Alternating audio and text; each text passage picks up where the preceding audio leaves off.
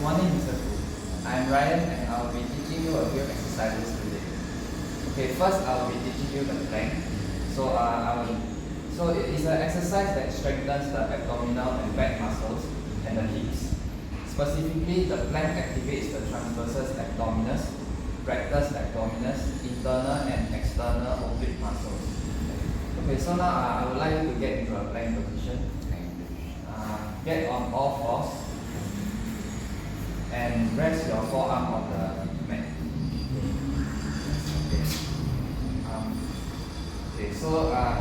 Kindly you leave your knees off. Okay, so for planks there are a few common errors to avoid.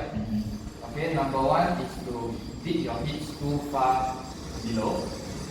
So when your hips are too far down, it doesn't allow us to contract our abdominal muscles as much as this exercise is supposed to work.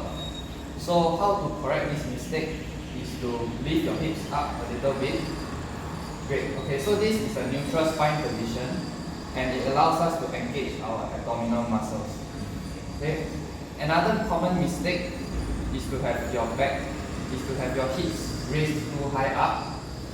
Okay, and by doing this, you end up using your neck and your back and your shoulders more than your abdominals. Okay, so what you want to do is to lower your hips so that your neck and your back forms a straight line. Okay, so with this neutral spine forming a straight line, it allows us to work the abdominal muscles.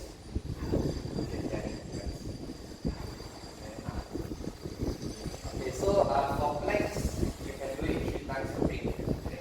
This is a body weight exercise. Do it for 3 sets. Okay. For each set, hold until proper form can no longer be maintained. And take a 1-minute rest between each set. Okay. This is a muscular endurance exercise. Okay.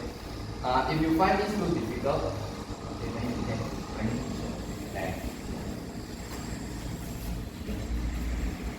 Okay, if you find this plank too difficult, a regression is to rest your knees on the floor.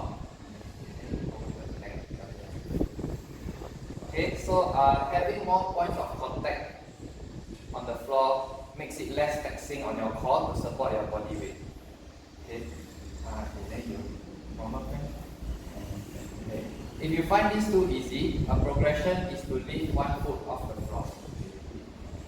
Okay, so this engages your core more because you have a smaller base of support. You have to engage and tighten your core more to maintain balance. And rest. So an alternative to this exercise is the hollow body hold. So I will get my client to demonstrate the exercise.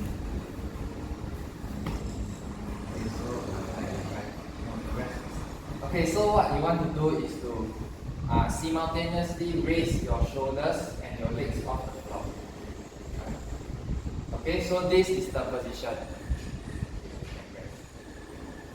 Another exercise I will be teaching you is the squats. Okay, so squats work the quadriceps, gluteal muscles, which is your butt muscles, hamstrings, hip adductors, and calves. Okay, so for squats there are a few common errors. So one common error is to rotate your feet upwards while your knees point straight ahead. Okay. So when you rotate your feet while your knee point straight. So when this happens and your knee points straight ahead, when you squat, it places a lot of stress on the patella. Okay, so instead of rotating your feet, rotate your knees 20 to 30 degrees upwards.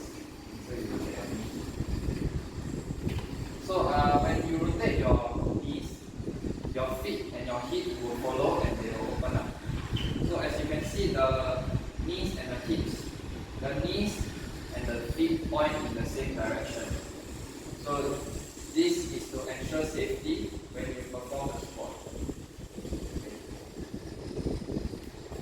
Okay, so another mistake is that your chest pelvis do not move up together when you are coming up from the squat. Okay, so the mistake is when your chest and your pelvis do not move as one unit. Okay, so this is an example.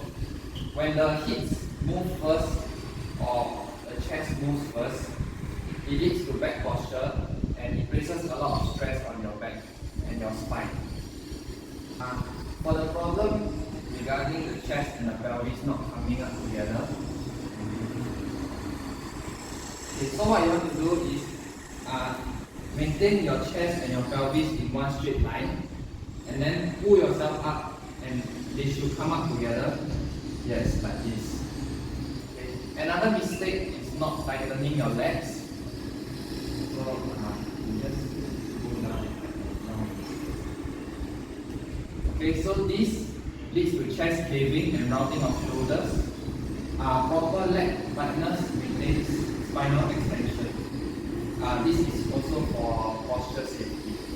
For the chest caving in and the rounding of the shoulders, okay, what you want to do is to squeeze your legs at the back and your shoulders should be pointing forward. Okay, and as you go down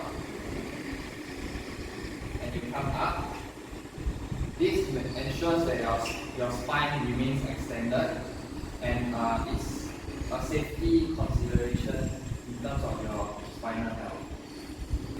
Okay, so for squats, you can do it 3 times a week. This is a body weight exercise. Do 3 sets of 10 repetitions and rest 2 minutes between each set. This is a muscular strength exercise. If you find this too difficult, regression is to do box squats. So, okay, so the bench here is to simulate the box, and it is a target for you to aim for and helps you to maintain proper form and control throughout the movement. So what you want to do is to squat down. Squat. Okay, so this bench is to help you have a target so that you will maintain your neutral spine throughout the squat. Yes, and it helps you to perform the squat properly. If you find this too easy, a progression is to hold a barbell or dumbbell in this case for added resistance. This adds a force for you to squat against, making it tougher for your muscles. So I'll have my client to perform 1 rep as an example. You squat down, and when you come up, it's a resistance that works your muscles more. Alternative to this exercise is lunges. So how you want to do it is to place one foot in front of the other and then sink down into the lunge.